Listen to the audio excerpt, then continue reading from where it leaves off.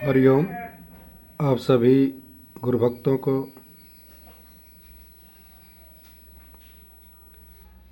बहुत बहुत हार्दिक शुभकामनाएं। आज बड़े दुख के साथ कहना पड़ रहा है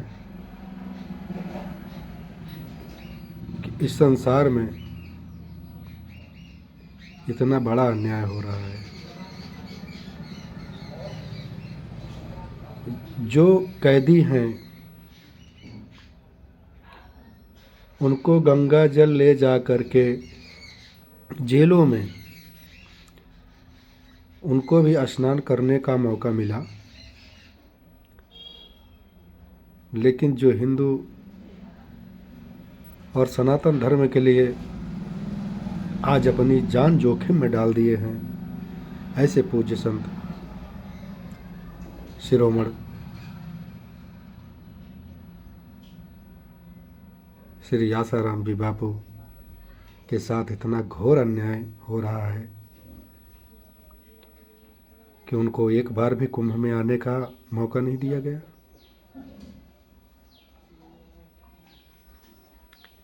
तमाम वीआईपी लोग आए और उससे भी शर्म की बात यह है कि कोई संत ने आवाज़ नहीं उठाई कि संत शिरोमणि आसाराम बापू जी को भी गंगा स्नान करने का अवसर दिया जाए। तो मैं आपको बताता हूं कि भविष्य पुराण में क्या आ गया है और निश्चित रूप से ये विनाश की घड़ी है। संत शिरोमणि आसाराम बापू जी का महाकुंभ में न आना विनाश का लक्षण है, और विनाश हुआ। कुंभ में कितनी घटनाएं घटी, और ऐसा कोई कुंभ नहीं था जिसमें संत शिरोमणि आसाराम जी बापू जी नहीं आए। और जितने कुंभ में उन्होंने यहाँ पैर रखा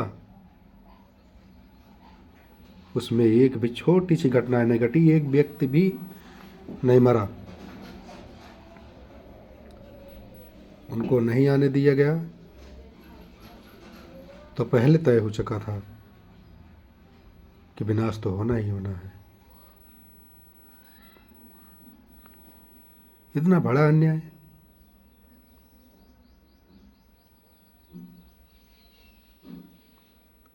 अयोध्या में राम मंदिर की स्थापना हुई, जरा सा भी उनको नहीं बुलाया गया।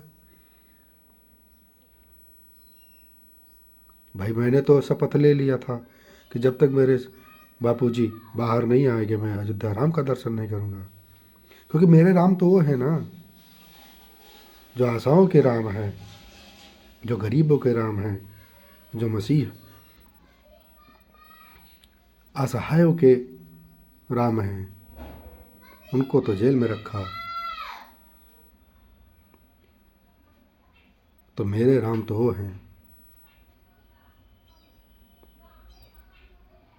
जब तक मेरे राम को दर्शन करने का मौका नहीं मिलेगा मैं अयोध्या नहीं जा सकता।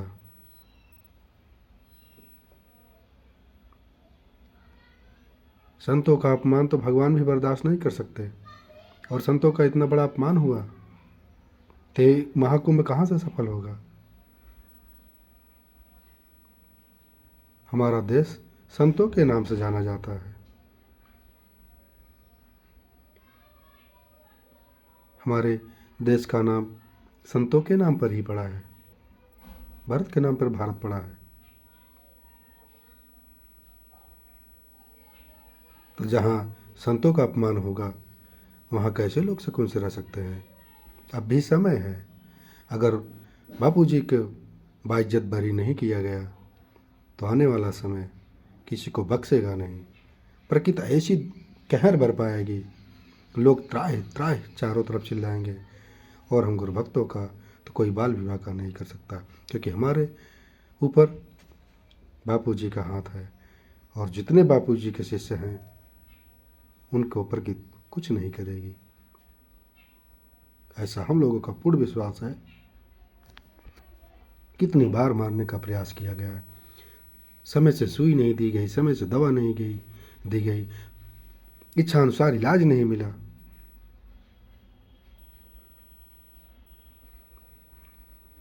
मैं सरकार और कोर्ट से निवेदन करता हूँ कि अपनी आंखें खोलो और सच और झूठ का अंतर समझो।